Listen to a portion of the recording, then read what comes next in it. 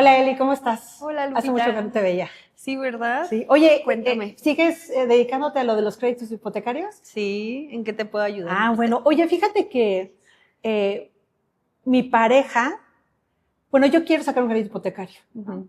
Y mi pareja no está bien en el buró. Ok. O sea, tiene ahí puntos negros, taches. Ajá. La verdad no lo sé leer muy bien, pero sé que no debe aparecer todo en palomita verde y no aparece. ¿Me afecta eso en pedir un crédito hipotecario?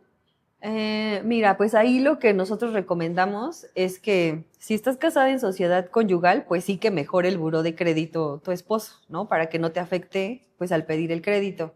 Si no estás casada en sociedad conyugal, o sea, si solamente están en separación de bienes o en unión libre, pues lo recomendable es que pidan el crédito de manera separada. O sea, tú solita puedes pedir el crédito para que no te afecte el buró de crédito de él.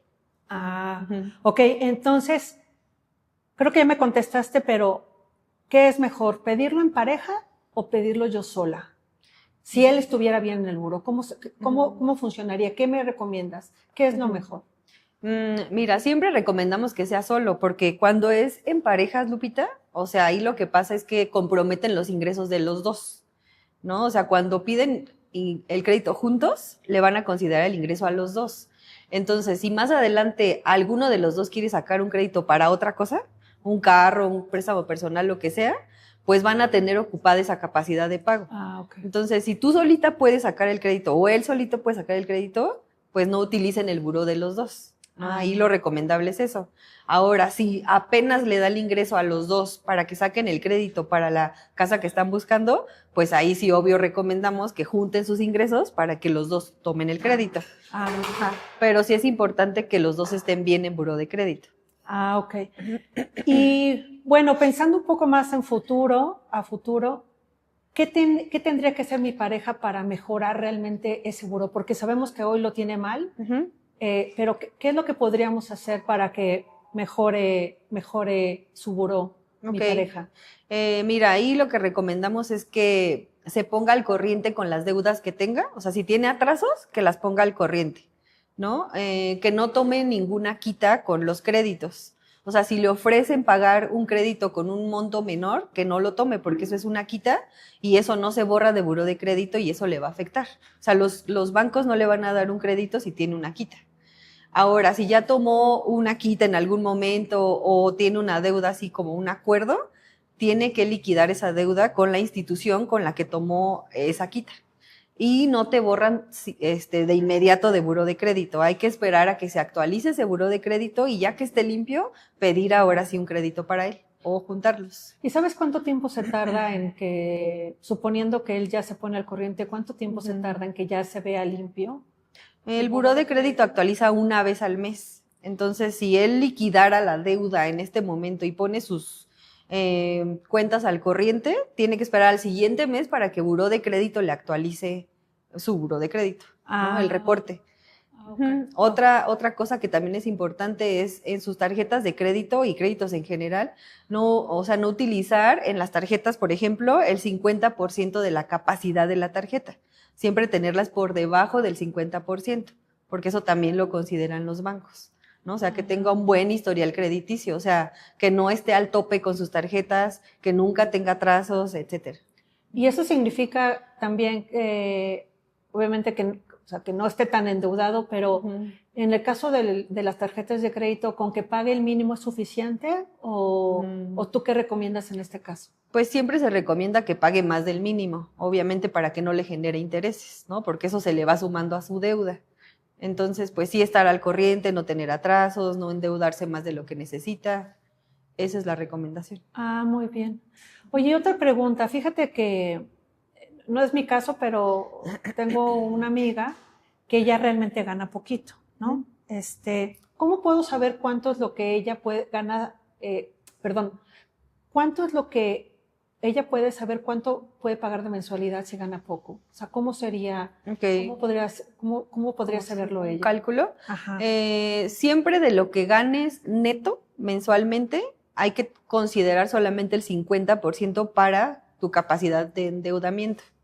Ajá. O sea, por ejemplo, si una persona gana 30,000 pesos mensuales neto, solo se puede endeudar 15,000 pesos mensuales, ¿no? Y de ahí, pues obviamente considerar con qué banco pedir el crédito y dependiendo del banco es lo que le van a prestar. Normalmente los bancos prestan el 90% de lo que vale la vivienda, pero es importante considerar cuánto gana, ¿no? O sea, si gana 15,000 pesos, en el ejemplo que te doy, pues el banco le va a prestar entre 1,000,000, 1,300,000, ¿no? Más o menos. Eso es lo máximo. Vale. Y como gana poco, pero quiere comprar una casa, pues no le alcanza para una casa que ella está buscando, por ejemplo, puede sumar ingresos de sus familiares. Sabemos, el esposo sí, pero familiares, ¿cómo es ese tema? Sí, puede sumar ingresos con su pareja o sea, en línea directa o también con, o sea, por ejemplo, si son del mismo sexo se podría, con un amigo se podría. Hace poquito firmamos un crédito donde participó el yerno y la suegra. Entonces, juntos pudieron sacar un crédito para comprar su casa. Entonces, sí se puede unir ingresos con alguien más, no necesariamente tiene que estar casada. ¿Y eso es en cualquier banco, inclusive con el Infonavit? ¿Eso se puede? Sí. Tanto un bancario como un Infonavit se puede. Sí, con cualquiera de las dos opciones se puede. Ah, muy bien. Ahora, y otro caso que también, bueno, ya te estoy preguntando mucho, pero yo sé que tú eres la experta. Fíjate que tengo otro caso, una amiga, que ella trabaja por su cuenta. Ella no es empleada, ella es odontóloga y pues la verdad a veces sí recibe, bueno, sus pagos con transferencia, pero otros en efectivo. ¿Qué opciones tiene ella para poder sacar su crédito hipotecario? Ok, mira, cuando son independientes, ahí pues lo que los bancos te piden es comprobar ingresos de manera formal. O sea, por ejemplo, si ella es dentista y sus ingresos pasan por un estado de cuenta porque así le pagan sus pacientes, pues lo que presentamos para el banco son sus estados de cuenta. Y además le piden su constancia fiscal, en donde se vea que tiene 2 años de antigüedad con esa actividad, ¿no? O sea, si no tuviera, por ejemplo, si fuera un caso extremo donde no tiene constancia fiscal y solamente le pasan los ingresos por su estado de cuenta, hay una opción para ella también, en donde podemos comprobar solo con sus estados de cuenta. Ah, ok. O sea, es decir, si ella deposita con sus estados de cuenta, con los estados de cuenta se puede demostrar ingresos. Pero si fuera todo en efectivo, también si hay forma de poderle prestar, aunque no demuestre sus ingresos por estado de cuenta. Sí, o sea, mira, hay una opción con un banco en donde de manera informal podemos comprobar ingresos. Ese banco hace un estudio socioeconómico en donde revisan obviamente su actividad, dónde trabaja, en donde, o sea, qué es lo que hace, qué es lo que, sí, lo que vende, por ejemplo, y a través de ese estudio socioeconómico revisan si es sujeta de crédito. Pero es un caso como, o sea, extremo donde no tiene cómo comprobar ingresos, pero sí tiene una actividad. Muy bien. Y en el caso de mi amiga la odontóloga, además de la conciencia fiscal, ¿qué otro documento le pide el banco?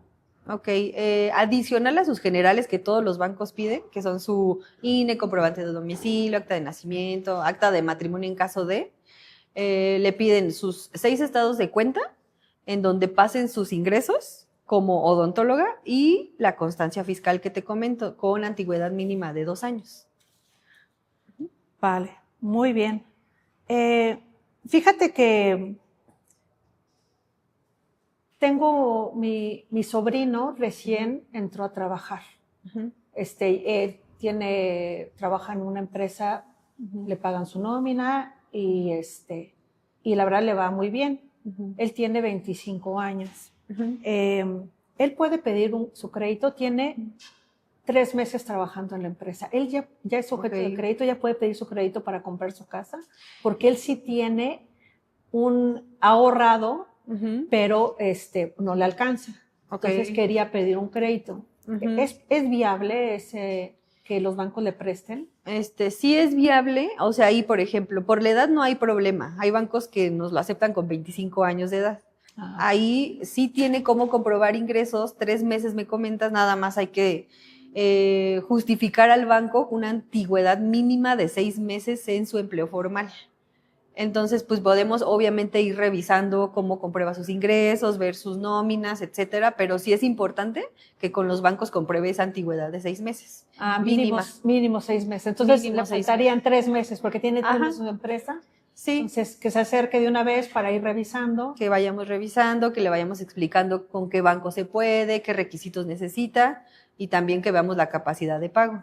Ah, muy bien. Uh-huh. Oye, pero fíjate que él trabajaba, o sea, él entró a su nuevo trabajo donde la verdad es que le está yendo bien, tiene 3 meses, pero antes él trabajaba en otra empresa, pero ganaba poquito. No se puede contar como antigüedad de ese trabajo. ¿El empleo anterior? Estuvo ahí 2 años, pero ganaba poco. Ok. Sí, o sea, sí se puede considerar, o sea, si ya tuvo un empleo antes de 3 meses, sí podemos ingresarlo y justificar, pues obviamente su antigüedad laboral con el otro más el que tiene ahorita.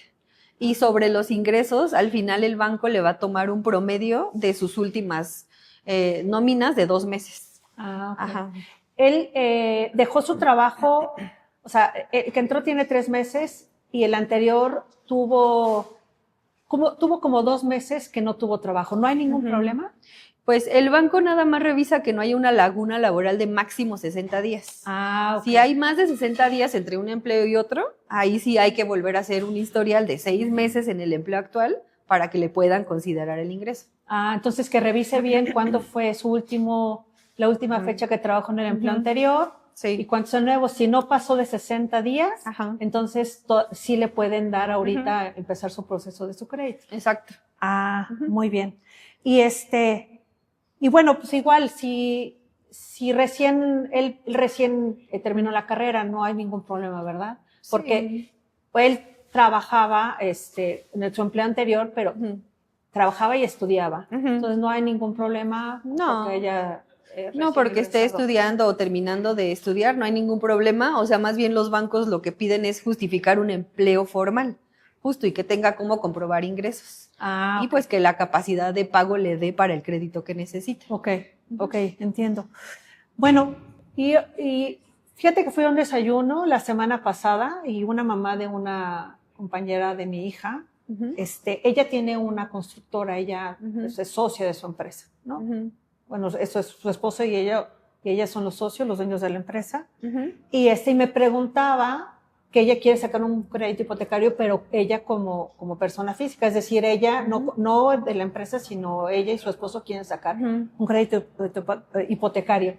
Me pregunta que qué documentos necesita para poder demostrar ingresos como socia, porque ella no tiene ingresos de forma personal, todo es vía la empresa. ¿Cuáles serían los documentos que ella requiere para poder demostrar ingresos como socia? Ok, mira, ahí los bancos lo que nos van a pedir es, además de sus generales, su comprobación de ingresos de la empresa, que serían estados de cuenta de la empresa y el acta constitutiva de la empresa, para que confirmemos que ella es socia de esa empresa y su porcentaje accionario. Y entonces los ingresos que le van a considerar a ella son justo el porcentaje que tenga de participación en la empresa. De esa forma lo podemos justificar. Ahora es importante que tu amiga sepa que la empresa no queda comprometida, o sea, el crédito va a salir a nombre de ella como persona física.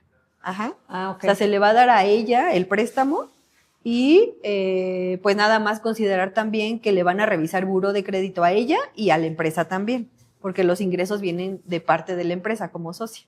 ¿Vale? Entonces, como lo adicional es los estados de cuenta de la empresa, que a la empresa le revisen buró de crédito y la constancia fiscal de ambas partes. Ok.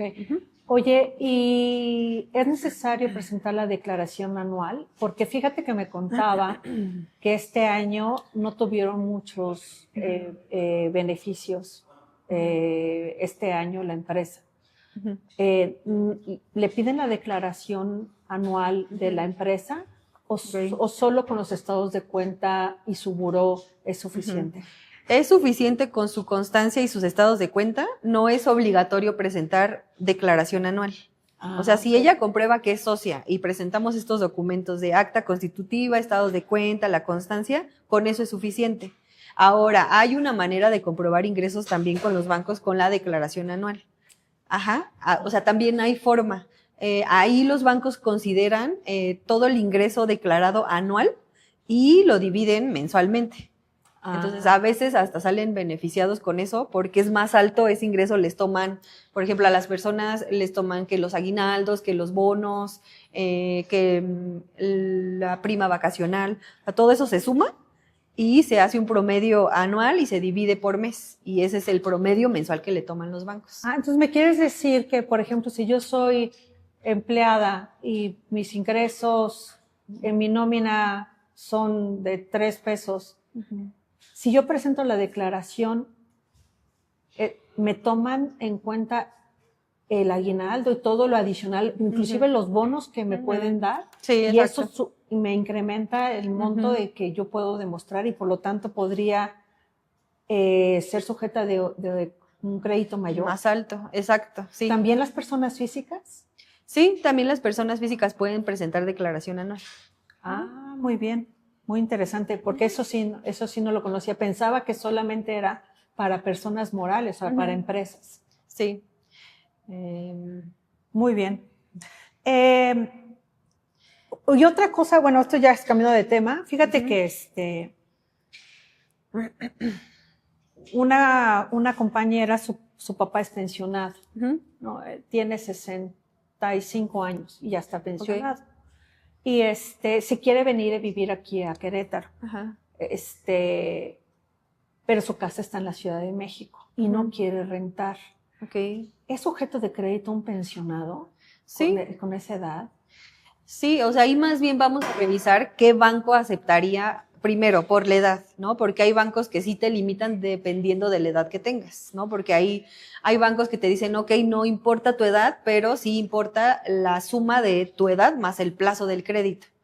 Entonces, dependiendo del plazo del crédito, obviamente es el ingreso que te piden comprobar y tu mensualidad que vas a dar. Entonces, ahí hay que revisar varias cosas. Por ejemplo, si le da con su edad para pedir un crédito de 5 años, por ejemplo, y puede pagar la mensualidad que le pide el banco, pues sin problema. Entonces, ahí más bien es analizar cómo está con sus ingresos y, pues, obviamente con lo que pueda comprobar. Ahora, no hay problema que compruebe con sus recibos, bueno, más bien cuando son pensionados les depositan en el estado de cuenta, ¿no? Ahí presentaríamos al banco su hoja de pensión y sus estados de cuenta que comprueben ese ingreso. Entonces, digamos que es como un empleado, o sea, que recibe nómina, es lo mismo, incluso hasta es más seguro para los bancos que les den crédito a esas personas pensionadas. Oye, y fíjate que en este mismo caso, él tiene su casa en la Ciudad de México, ¿no? Pero no tiene dinero para pagar los impuestos. Entonces, estábamos buscando alguna opción de un banco al que le preste, pues, el 100% de lo que vale la casa y también lo de los gastos notariales. ¿Hay algún banco, hay opciones? Sí, hay opciones de algún banco que pueda dar ese tipo de crédito. Ok, mira, con los bancos sí, se topa el crédito al 90% de aforo, ¿no? O sea, sí tienen que considerar un 10% para su enganche. Ahora hay una opción que podría ser un Cofinavit, por ejemplo, ¿no? En donde juntando el crédito de Infonavit más la subcuenta que es el ahorro más el crédito bancario, ahí ya llegamos al 100%. Ajá. Okay. E incluso podríamos considerar también lo de los gastos notariales, ¿no? Para que no desembolse nada. Ajá, pero esa sería como la forma de llegar a un 100% del valor de la vivienda. ¿Un amigo o un familiar directo me puede ayudar a sacar un crédito hipotecario? ¿Y cómo quedaría él en el crédito? ¿En el crédito? Ajá. Ok, sí te pueden ayudar a sumar ingresos y participar en el crédito y quedaría esa persona como un obligado solidario, ¿no? O sea, esa persona también sería responsable del crédito junto contigo. Ajá. Y digo, al final, pues los dos tienen que pagar el crédito, los dos se comprometen a pagar el crédito, porque esa es la intención de juntar ingresos con alguien más. Ajá. Y vamos a suponer que este amigo se queda sin trabajo y deja de pagar, ¿qué pasa? La otra parte tiene que hacerse responsable de pagar el 100% de la mensualidad del crédito. Ajá. O sea, ante el banco tú tienes que cubrir la mensualidad del crédito, ya sea que sea por ingreso de los dos o de uno solo, pero al final los dos son responsables de la deuda. Entonces, si deja de pagar, o sea, tengo que pagarla yo, por Sí, ejemplo. la otra parte tendría que pagar, si es que lo pagan juntos. Ok. Y otra pregunta que también el otro día me surgió, ¿un extranjero puede ser sujeto de crédito? O sea, un extranjero, pues, no sé, por ejemplo, un estadounidense que vive aquí en México y quiere comprar una casa, ¿puede? Sí, sí puede. Ahí, mira, lo que los bancos nos piden es comprobar su residencia temporal o permanente, ¿no? Adicional de sus generales, ¿no? Que tiene que comprobar. ¿Cómo comprueba sus ingresos? Ya sea con su nómina aquí en México, o sea, si él está aquí en México y tiene nómina aquí, va a presentar lo mismo que cualquier otra persona. Sus 2 meses de nómina y sus estados de cuenta por donde pase esa nómina. Si él recibe los ingresos en Estados Unidos, ahí lo mismo, vamos a presentar las nóminas de Estados Unidos, los estados de cuenta de Estados Unidos y adicional el buró de crédito de él y su declaración anual. Eso es como lo diferente a una persona aquí en México. Ok, y vamos a suponer que esta persona, porque es un primo, ahora sí que el primo del amigo, él es estadounidense, su mamá es mexicana, él es nacido allá, pero nunca ha sacado, él puede ser mexicano porque su mamá es mexicana, pero nunca ha sacado pues la nacionalidad mexicana. Ok. Pero le interesa comprar un terreno en Cancún. Okay. ¿Es sujeto de crédito él? Sí, sí se puede. O sea, tendríamos que buscar la opción en donde sí lo acepten de esa forma y comprobar, pues obviamente con sus ingresos, que entiendo van a ser de Estados Unidos. Sí, de hecho él es militar, tiene ingresos, muy buenos ingresos en Estados Unidos. De hecho, lo que me decía, ¿sabes qué? Voy a sacar primero la nacionalidad mexicana, pero bueno, el trámite tarda. Entonces, por eso era la pregunta, si era posible que él, siendo pues, estadounidense, pudiera comprar un inmueble aquí en aquí en México. Sí, entonces, sí, pues ahí tendríamos que revisar muy puntual su caso para ver pues los documentos adicionales que nos piden los bancos y ver cómo sí podemos darle un crédito. Ah, muy bien. Y él es divorciado, ¿no hay ningún problema también para poder pedir un crédito, aunque sea divorciado? ¿No hay ningún problema? No, o sea, en ninguna circunstancia eso es un problema. O sea, cualquier persona puede pedir un crédito, no importa su estado civil. O sea, los bancos no consideran eso. O sea, los bancos lo que le tienes que comprobar es tu capacidad de pago, que tengas comprobación de ingresos formal y ya. O sea, no importa si eres divorciado, soltero, si vives en unión libre, eso no importa. Muy bien. Pues fíjate que, ¿cuánto más o menos, y me han preguntado mucho, los gastos que tienes que pagar cuando compras una casa y mediante un crédito hipotecario? Okay. ¿Cuánto más o menos es lo que tengo que tener guardado o en efectivo ahorrado para poder sacar el crédito? Ajá, ¿cuándo hay que considerar? Qué buena pregunta, porque a veces los clientes se acercan pensando que los bancos te prestan el 100% del valor de la vivienda, ¿no? Y punto número 1, los bancos te prestan hasta el 90% de financiamiento. Hay opciones que podemos llegar hasta el 95%, ¿no? O sí, con Infonavit, juntándolo, llegar al 100%. Pero cuando no hay un Infonavit de por medio, y tienes que utilizar solo un bancario, ahí, por ejemplo, hay que considerar un 10%, por lo menos del valor de la vivienda, ¿no? Que ese sería como tu enganche, ¿sale? Para cubrir el 100%. Y adicional hay que considerar también los gastos notariales. Más o menos en Querétaro se paga un 9%, dependiendo de la zona. Hay zonas que te cobran hasta un 9.2, 9.3%, ¿no? Del valor de tu vivienda. Entonces también es importante considerar ese gasto. Y además hay bancos que te cobran un avalúo, que te cobran la comisión de apertura. Hay bancos que no, que eso te lo incluyen ya o te lo dan gratis o tienen promociones en su momento. Pero también es importante considerar eso. Ahí lo que hacemos justo es, les hacemos un análisis en donde les decimos, mira, esto vale tu vivienda, si tú cuentas con esto de enganche, pues nada más hay que pedir esto al banco, pero también hay que considerar esto de gastos, ¿no? O si no tienes nada de plano, o sea, considerar tener ese 10% adicional. Oye, ¿y esos gastos cuándo se pagan? ¿Se pagan a la firma? ¿Se pagan después? ¿En qué momento se pagan todos esos gastos? Esos gastos se pagan cuando firmas la escritura, los gastos de escrituración. Ajá. Cuando hay un cobro de avalúo o comisión de apertura, pues ahí depende del banco en qué momento del crédito se cobran. Por ejemplo, cuando hay una comisión de apertura en los bancos, se paga también al final, o sea, cuando ya escrituras. Cuando hay un pago de avalúo, los bancos te lo van a pedir pagar cuando ya tienes tu crédito autorizado y cuando ya avanzamos a la parte de comprobar qué vivienda vas a comprar. Entonces, digamos que para llegar a ese punto donde haces tu primer desembolso de avalúo, ya pasaron 2 o 3 semanas, ¿no? Y de ahí a la firma pon tu otra semana o otras 2 semanas para que des el resto, que sería tu 10% adicional para la vivienda y tus gastos notariales. Ahora, ojo, también hay, por ejemplo, depende de dónde compres la vivienda, porque hay personas que te piden, o desarrollos que te piden dar primero el 10% de enganche.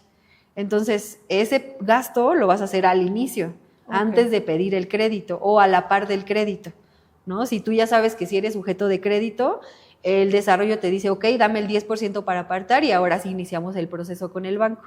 Ajá, entonces, si un banco me presta hasta el 90%, debo tener al menos un 20% ahorrado. Adicional, exacto. Adicional sobre el valor de la vivienda. De lo que me va a costar la casa. Exacto. Ok, bueno, muy bien. Y si tienes, por ejemplo, Infonavit, ahí es importante también revisar cuánto tienes de crédito en Infonavit, ¿no? Y tu subcuenta cuánto tienes, porque muchas veces eso les ayuda para justo pagar sus gastos de escrituración y cubrir ese 10% de enganche. Ajá. Entonces, si junto tu crédito Infonavit con la subcuenta te da la suma para juntar ese 20% adicional que decimos, pues ya no tienes que desembolsar nada tú. Nada más pedimos lo que resta al banco. Pero eso depende de lo que tengas ahorrado en el Infonavit y el monto que te preste el Infonavit. Muy bien, muy bien. Bueno, muy bien, muchas gracias. Fíjate, y otra cosa que te iba a preguntar, mi papá recientemente se jubiló, se jubiló a los 65, él tiene 66, y pero quiere venirse a vivir aquí a Querétaro y tiene su casa en la Ciudad de México. Él es sujeto de crédito, él sí le prestan, aunque él ya es pensionado, tiene 66 años, recién los cumplió. ¿Sí le pueden prestar los bancos para comprar su casa? Sí, claro. O sea, incluso para los bancos un pensionado es una persona muy segura y sí es sujeta de crédito porque ya tiene un ingreso fijo, por así decirlo, ¿no? Su pensión. Sí es sujeto de crédito, sí puede pedir un crédito bancario hasta 20 años, por ejemplo, es el plazo máximo que puede pedir una persona asalariada o un independiente, lo mismo un pensionado. O sea, tiene la misma posibilidad de pedir un crédito hasta 20 años. Ahí hay que revisar obviamente cuánto gana, cuánto le depositan de la pensión y si su ingreso le da para pedir ya sea 20 o un plazo más corto, ¿no? Ahí va a depender de qué necesite. Oye, y en el caso de mi suegro, pero él tiene 75, tiene muy buena pensión, la verdad es que ya tiene muchos años pensionado, él tiene 75 años recién cumplidos y tiene muy buena pensión. ¿Él también es sujeto de crédito? Sí, claro. Ahí pues obviamente hay que revisar con los bancos. Hay unos que te piden una edad mínima para cumplir y otros que no importa la edad y más bien importa el plazo entre tu edad y el tiempo del crédito que se pida, ¿no? Entonces, aunque él tenga 75 años, podríamos llegar a pedir un crédito de hasta 10 años, por ejemplo, ¿no? Si el banco nos lo permite. Y si sus ingresos le dan también. O sea, si su pensión da para que él pague una mensualidad a 10 años, sin problema. Muy bien. Pues yo creo que sí, porque él tiene muy buena pensión y pensaba que ya no era sujeto de crédito por la edad. Ok, sí se puede. Muy bien. Y otra pregunta, fíjate que su hermano de mi suegro, él vive en Estados Unidos. Ok. Él es menor que él, creo que él tiene como 73, Ujú. pero es pensionado en También es Estados Unidos pensionado. porque él fue militar, Ok. y él está pensionado en Estados Unidos Ujú. y quiere venirse a vivir a México. Ujú. Va a vender su casa de Estados Unidos, pero quiere comprar una, no quiere rentarla. Ujú. Pero no le alcanza para lo que quiere comprar. ¿Es posible que él también Ujú. sea sujeto de crédito, Ujú. aunque sea pensionado Pensionado. extranjero? Sí, sí se puede. O sea, lo mismo que aquí, obviamente hay que ajustarnos a los requisitos que nos pida el banco donde lo pidamos, pero sí se puede comprobar con su pensión en Estados Unidos. Ah, perfecto. Muy bien. Bueno, ahí vamos a cambiar un poco de tema sobre el tema del buró. Fíjate que yo estoy casada por sociedad conyugal, es decir, bienes mancomunados con mi esposo, pero él dejó de pagar un crédito hace muchos años y tiene Ok. problemas en el buró. Ok. Yo puedo sacar un crédito, aunque esté casada por sociedad conyugal. Ujú. Yo sí estoy bien en el buró, no tengo ningún problema, pero él sí tiene, o sea, tiene ahí un tema ya de muchos años, Ok. pero a mí sí me dan crédito. Sí, sí, sí, sí. O sea, hay una opción en donde podríamos ingresarte a ti solita, aunque estés casada en sociedad conyugal y tu marido esté mal en buró de crédito. Hay una opción en donde puedes ingresar tú con él, estando en sociedad conyugal, y no lo revisan a él en buró de crédito. Ajá, o sea, sí hay una opción para eso. Te van a revisar a ti y van a considerar tus ingresos y tu capacidad de pago nada más. Ajá, la de él no, y no lo revisarían a él tampoco. Ok, vale. Y ¿qué tendría que hacer él? Bueno, además de pagar lo que debe, para que en su momento pueda ser sujeto de crédito. O sea, ¿qué es lo que tiene que hacer o qué me sugieres que haga él para que al final ya pueda ser sujeto de crédito en algún momento mi esposo? Ok, cuando están mal en buró de crédito, o sea, que tienen marcas o que tienen una quita o que tienen atrasos, pues obviamente lo que les recomendamos es ponerse al corriente y no endeudarse más de lo que ya están. O sea, si ya tienen tarjetas de crédito, ponerlas al corriente y no rebasar el 50% de su utilización. O al revés también, si no tienen tantos créditos y lo que necesitamos es que haga historial crediticio, pues es estar al corriente con lo que tiene, con las deudas que tenga, en tarjetas, en préstamos, o si no tiene, adquirir nuevas líneas de crédito, ¿no? Empezar a tomar tarjetas de crédito, préstamos, insisto, no rebasar ese 50% en las tarjetas y nunca tener atrasos en los préstamos. Ajá, eso es importante también, tener un buen historial crediticio y que sí tenga un historial para que los bancos lo tomen como, o sea, un historial bueno para que le puedan prestar un crédito. Oye, y fíjate que tengo un caso de un amigo que él dice que tuvo una deuda con BBV en su momento y dice que se puso, bueno, con ellos llegó a un acuerdo, pero ya eso ya tiene como, no sé, como 6 años, pero sigue presentando la marca en el buró. Okay. Lo que yo entendía, y ahí quiero que me lo corrobores y bueno, me digas, es que lo que él me dijo es que cuando llegó a un acuerdo con el banco le hicieron una quita. Okay. ¿No? Entiendo que la quita significa que le perdonaron un monto, llegaron a un acuerdo y le perdonaron un monto de la deuda. Okay. Para que ya esté bien en el buró, ¿tiene que pagar esa quita aunque ya haya hecho un acuerdo con el banco? ¿O cómo funciona ese tema que le llaman quita? ¿Cómo funciona realmente? Sí, o sea, justo lo dijiste bien, o sea, tiene que pagar esa quita. O sea, si él tomó una negociación con BBVA en su momento y quiere que le borren esa quita, tendría que ir a esa institución, pagar la deuda y esperar que Buró de Crédito le quite esa marca. No es inmediata, o sea, tiene que liquidar la deuda y esperar que se actualice el buró. El buró se actualiza una vez al mes. Entonces hay que esperar al siguiente mes y ver que ya no le aparezca esa quita ni la deuda, que esté al corriente, y ya con eso podemos pedir un crédito. Porque él decía Dijo, es que yo, o sea, en su pensamiento de él decía, pero es que yo llegué a un acuerdo con el banco. Lo que no entiendo es por qué me sigue marcando en el buró. Pero cuando yo le pregunté, oye, pero ¿pagaste lo que debías? Me dijo, no, es que me perdonó una parte de la deuda. Sí, justo, es que es una negociación que hacen las personas para pagar menos. Y al final del día, pues, en buró de crédito no es una deuda liquidada. Es tomaste un crédito o una tarjeta, no la liquidaste en su totalidad y, por así decirlo, te dieron oportunidad de liquidarla con menos. Ahora, ¿quieres que veamos que si eres una persona que paga sanamente sus créditos, pues liquídala en su totalidad y con el buró de crédito demostramos que sí es una persona que paga sus deudas, que está al corriente, que no tiene atrasos? Ok, correcto. Muy bien, entendidísimo. Oye, y otra pregunta, para una persona que no tiene historial crediticio, o sea, no tiene tarjetas de crédito, no tiene nada, ¿es sujeta de crédito? Sí es sujeta de crédito, solo que difícilmente los bancos le van a tomar un historial, o sea, no tiene forma de revisar un historial crediticio. Entonces ahí es importante que haga un historial con tarjeta de crédito, con créditos. Y pues obviamente que no rebase esa línea de crédito que le dan.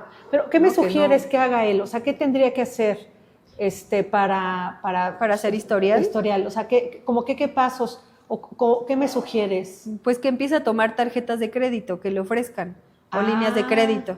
Así de esa forma va a ser un historial crediticio. O sea, cuando vas ahí que vaya ahí al banco o a la sucursal o en una plaza comercial donde está ofreciendo tarjetas, que las tome. Exacto. Que empiece a tomar tarjetas de crédito, que las empiece a utilizar y que sea puntual en sus pagos.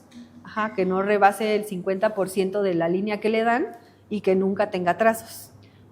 Y con eso va generando su historial. Sí, exacto. Con eso va haciendo historial. Bien. Perfecto. Y bueno, y otra pregunta, fíjate que tengo un caso de un amigo que es un poco desordenado, la verdad.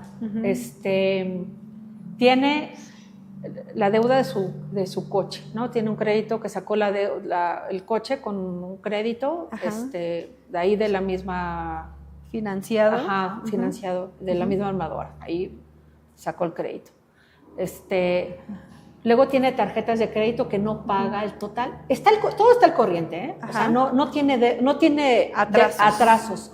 Pero él, o sea, se han acumulado sus deudas, tiene su crédito automotriz, tiene tarjetas de crédito en el que paga el mínimo, que dice que no le baja la tarjeta. Tiene tarjetas de Liverpool, tiene tarjetas de Palacio de Hierro. Entonces, tiene muchas deudas por todos lados. No está al corriente. Sí está al corriente, pero él dice, oye, ¿sabes qué? Yo sigo pagando y no baja la deuda. Pero él tiene una casa y está libre de gravamen, no la debe. Ahí le dijeron que podía hipotecarla para pagar esos créditos. ¿Eso es cierto? ¿Cómo funciona eso? Sí, justamente hay un producto en los bancos que se llama crédito liquidez. Ese crédito liquidez los bancos te lo dan si tú dejas tu vivienda en garantía. Esa vivienda que dejas no debe de tener gravamen, o sea, no debe de tener deuda, debe de estar libre. Y los bancos te van a prestar sobre el valor de esa vivienda. Entonces, justo sí puede hacer eso, o sea, hipotecar su casa con el banco, pedir un crédito de liquidez y con esa liquidez liquidar todas sus deudas. Pero sí le conviene, o sea, sí le conviene consolidar. O sea, al final de todos va a seguir debiendo. Sí, claro. Pero sí le conviene. Sí, pues aquí la ventaja con el crédito hipotecario, con el crédito liquidez, es que puede pedir un préstamo hasta 20 años. Entonces, la deuda va a ser más chiquitita, que lo que paga mensualmente con las tarjetas de crédito y con su carro. Entonces, por eso les conviene, porque bajan la deuda a un pago mensual mínimo, o sea, o más chiquito, que lo que pagan en total de todas sus deudas. Oye, ¿y la tasa de interés, tú que conoces mucho, de una tarjeta de crédito comparada con la del crédito hipotecario, sí es menor? Sí, claro. Las tasas de interés de los bancos van desde el 8.95 hasta el 12%. ¿No? Ahí va a depender de cómo califiquen al cliente, ¿no? Pero muchas veces resulta mucho mejor tener solamente una deuda de crédito hipotecario con una tasa del 10.50 a tener varias tarjetas de crédito donde te cobran anualidad, donde ya debes intereses, donde tu carro es mucho más alta el interés, etcétera. Entonces sí les conviene pasar su deuda a una sola. Muy bien. Mira, por ejemplo, tenemos un caso en donde un cliente tiene una empresa que renta un lugar y ahí tiene a sus empleados. Lo que el cliente quiere es ya dejar de pagar esa renta porque es muy alta. Él tiene vivienda libre de gravamen que puede dejar en garantía con los bancos. Entonces, lo que le estamos ofreciendo es hipoteca tu vivienda, toma un crédito de liquidez libre y además de que él tiene su vivienda libre, tiene un terreno. Entonces, ahí es la estrategia con él. Va a sacar un crédito de liquidez para construir en su terreno que él tiene y que sea más barato que pagar la renta que actualmente tiene ahorita. Entonces, el crédito de liquidez, además de que te sirve para liquidar deudas, también te puede servir para comprar otros bienes o un local o construir, etcétera. O sea, es decir, el crédito de liquidez puede usar ese dinero para lo que sea. O sea, incluso, por ejemplo, yo tengo una amiga que tiene una constructora y quiere comprar maquinaria. Okay. Ha estado buscando un crédito para la compra de maquinaria y prácticamente muy difícil, los bancos no le quieren prestar. Okay. Ella podría hipotecar su casa. Ella tiene su casa libre de gravamen, puede hipotecar su casa y con eso comprar la maquinaria para su negocio. Sí, es correcto. O sea, ella deja su casa en garantía, le dan un préstamo de liquidez y con eso ella puede comprar libre lo que necesite para su empresa. Ajá, y resulta mucho más barato eso que sacar un crédito PYME, por ejemplo, ¿no? Que es un crédito para una empresa. Ajá, sale más barato hipotecar tu casa y tener un crédito de liquidez vivienda que un crédito para empresa. Pues por mi parte nada más, muchas gracias Eli, como siempre, por tu ayuda y seguimos en contacto. Gracias, Lupita.